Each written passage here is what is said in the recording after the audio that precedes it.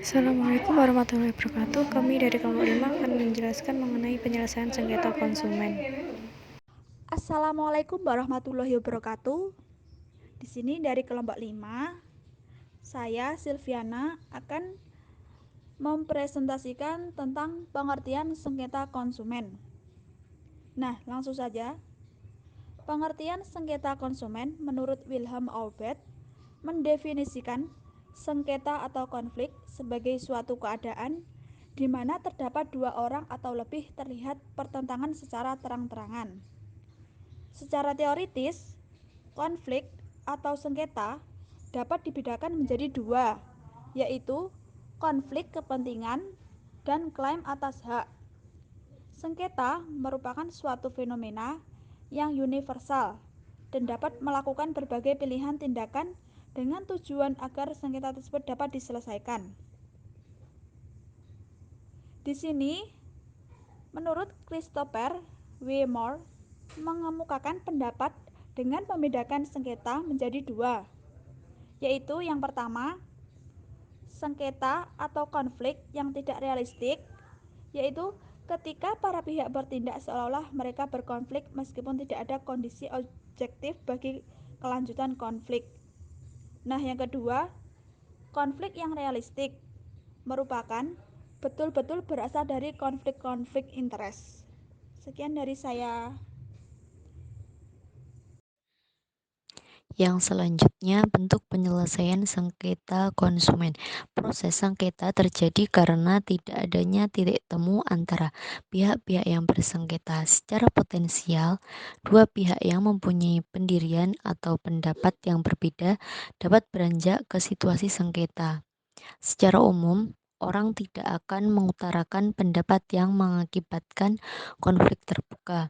Hal ini disebabkan oleh kemungkinan timbulnya konsekuensi yang tidak menyenangkan, di mana seseorang pribadi atau sebagai wakil kelompoknya harus menghadapi situasi rumit yang mengandung ketidaktentuan, sehingga dapat mempengaruhi kedudukannya.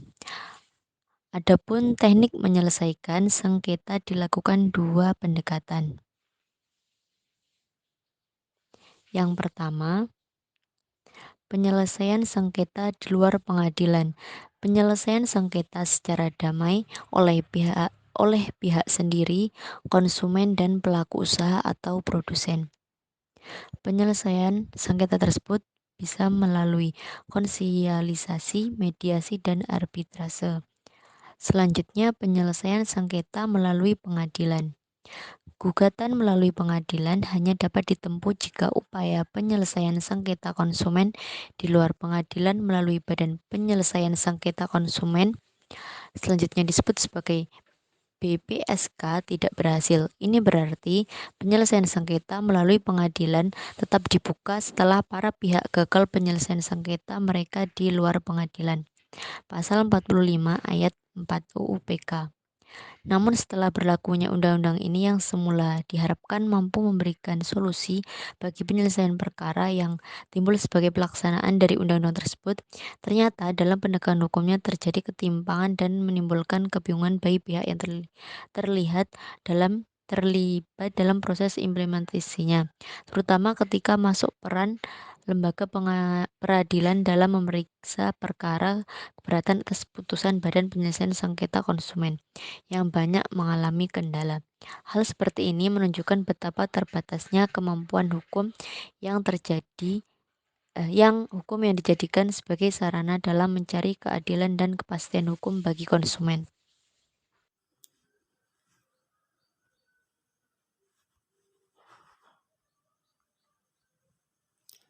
Selanjutnya yaitu pihak-pihak dalam sengketa konsumen dan hak-hak serta kewajiban yang melekat pada para pihak. Yang pertama yaitu konsumen. Secara harfiah arti konsumer merupakan lawan dari produsen. Setiap orang yang menggunakan barang. Tujuan penggunaan barang atau jasa itu pun nanti akan menentukan konsumen tersebut termasuk ke kelompok mana. Begitu pula dalam Kamus Bahasa Inggris Indonesia memberikan arti kata konsumer sebagai pemakai atau konsumen. Pihak-pihak yang terlibat dalam sengketa konsumen pada umumnya adalah kalangan konsumen, pelaku usaha, dan atau pemerintah, khususnya yang bergerak pada penyediaan barang atau jasa kebutuhan masyarakat. Hal ini berarti bahwa dalam setiap sengketa konsumen, salah satu pihak yang wajib ada adalah pihak konsumen atau yang mewakilinya sebagai salah satu pihak. Jika hal tersebut tidak terpenuhi, maka sengketa itu bukan merupakan sengketa konsumen. Yang kedua yaitu pelaku usaha. Masyarakat pada umumnya menyebut pelaku usaha dengan sebutan produsen. Terkadang mereka juga mengatakan produsen sebagai pengusaha. Namun terdapat pula pendapat yang mengartikan bahwa produsen hanya penghasil barang saja dan merupakan salah satu unsur dari pengusaha.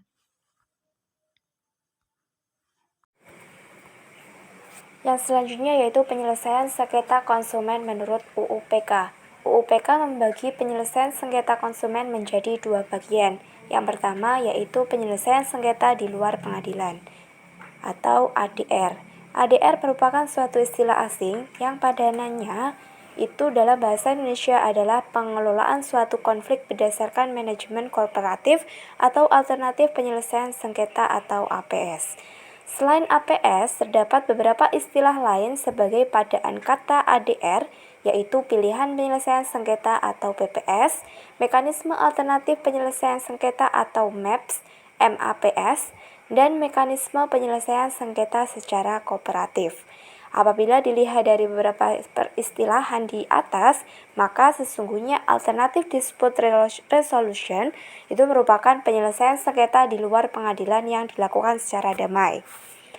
ADR itu sendiri merupakan lembaga penyelesaian sengketa atau beda pendapat melalui prosedur yang disepakati oleh para pihak, yakni penyelesaian di luar pengadilan dengan cara konsultasi, negosiasi, mediasi, konsiliasi, atau penilaian ahli. Menurut Undang-Undang Nomor 30 Tahun 1999 tentang arbitrase dan alternatif penyelesaian sengketa atau APS, ADR itu merupakan peranata penyelesaian sengketa di luar pengadilan berdasarkan kesepakatan para pihak dengan mengesampingkan penyelesaian sengketa secara litigasi di pengadilan. Istilah ADR menunjukkan peranata penyelesaian sengketa di luar pengadilan melalui prosedur yang disepakati para pihak dengan cara konsultasi, negosiasi, mediasi, konsiliasi, penilaian ahli, atau arbitrase. Nah, selanjutnya, alternatif penyelesaian sengketa menurut UU-PK dibagi menjadi dua bentuk penyelesaian sengketa, yakni yang pertama penyelesaian sengketa secara damai oleh para pihak sendiri dan penyelesaian melalui lembaga yang berwenang yaitu melalui BPSK dengan menggunakan mekanisme konsiliasi, mediasi, dan arbitrase. Nah, yang pertama yaitu penyelesaian sengketa secara damai oleh para pihak sendiri. Penyelesaian sengketa konsumen sebagaimana yang dimaksud tersebut pada pasal 45 ayat 2 UU-PK tidak menutup kemungkinan dilakukannya penyelesaian secara damai oleh para pihak yang bersengketa, yakni pelaku usaha dan konsumen tanpa melalui pengadilan dan atau badan penyelesaian sengketa konsumen dan sepanjang tidak bertentangan dengan UU-PK. UU-PK dapat diketahui bahwa UU-PK itu menghendaki dari penjelasan ayat pada pasal 45 ayat 2 UU-PK dapat diketahui bahwa UU-PK menghendaki agar penyelesaian damai merupakan upaya hukum yang justru harus terlebih dahulu diusahakan oleh para pihak yang bersengketa sebelum para pihak memilih untuk menyelesaikan sengketa mereka melalui BPSK atau Badan Peradilan. Penjelasan yang selanjutnya akan disampaikan oleh teman saya. Selanjutnya saya Nurul Azizah dengan NIM 4011800086. Di sini saya akan menjelaskan penyelesaian sengketa melalui lembaga yang berwenang, yaitu melalui mekanisme konsiliasi, mediasi, dan arbitrase. Tata cara penyelesaian sengketa tersebut diatur dalam Undang-Undang Nomor 8 Tahun 1999, Kepmenperindak Nomor 350 MPP-12-2001. Tata cara tersebut sebagai berikut. 1. Konsiliasi. Konsiliasi merupakan upaya yang ditempuh untuk menyelesaikan sengketa atas inisiatif salah satu pihak, di mana terdapat seorang konsiliator untuk menjelaskan masalah-masalah yang dihadapi oleh pihak-pihak yang bersengketa.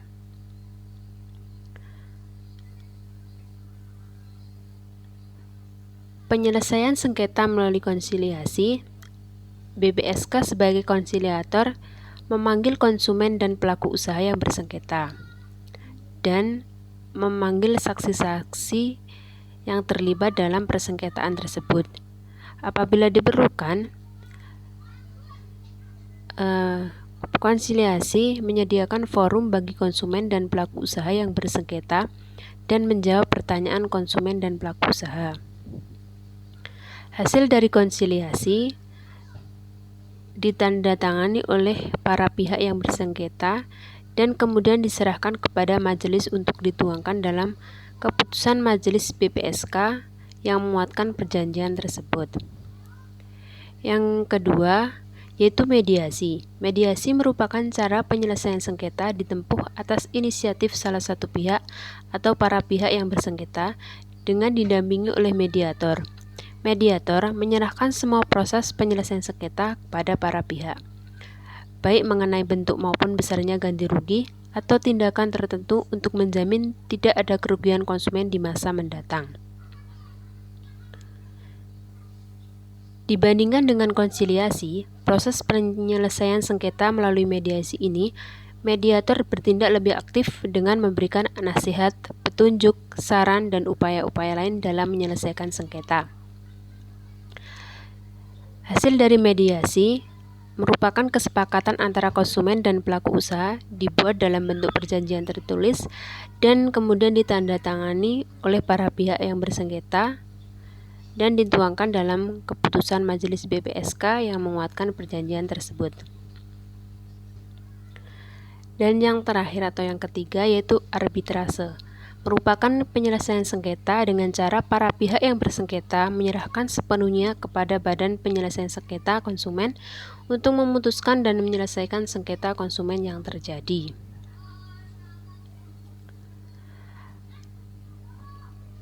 Apabila perdamaian tidak bisa tercapai, maka persidangan dimulai dengan membacakan isi gugatan konsumen dan surat jawaban dari pelaku usaha. Selama proses penyelesaian sengketa, kedua belah pihak yang bersengketa harus mengajukan bukti-bukti seperti surat dan dokumen, keterangan para pihak, keterangan saksi, dan bukti-bukti lainnya untuk mendukung untuk diajukan kepada majelis. Dalam proses penyelesaian sengketa tersebut, beban pembuktian ada pada pelaku usaha, namun pihak konsumen juga harus mengajukan bukti-bukti untuk mendukung gugatannya.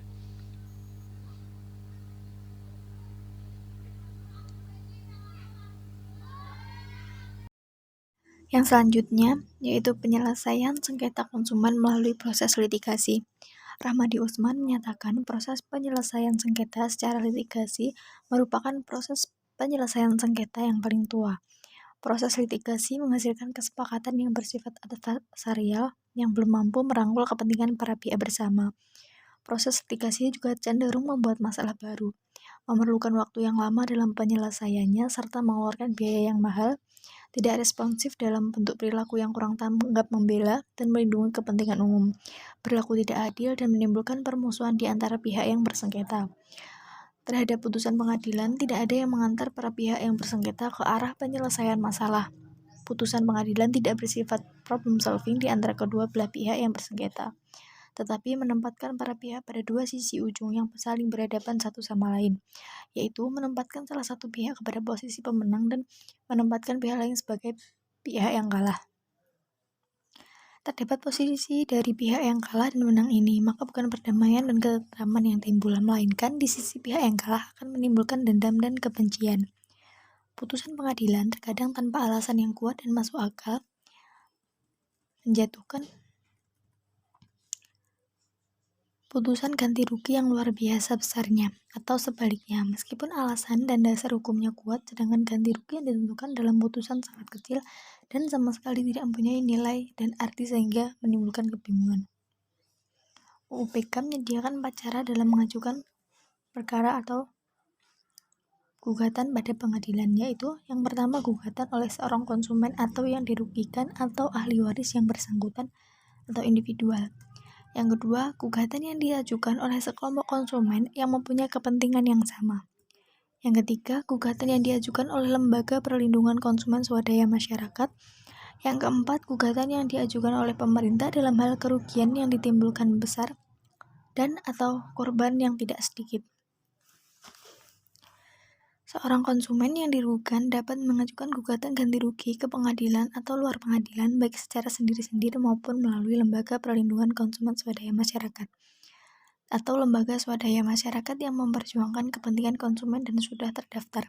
Sementara itu, gugatan yang dilakukan oleh sekelompok konsumen yang mempunyai kepentingan yang sama, gugatan yang dilakukan oleh lembaga konsumen swadaya masyarakat, dan gugatan yang diajukan atau dilakukan oleh pemerintah hanya dapat dilakukan melalui jalur litigasi atau pengadilan.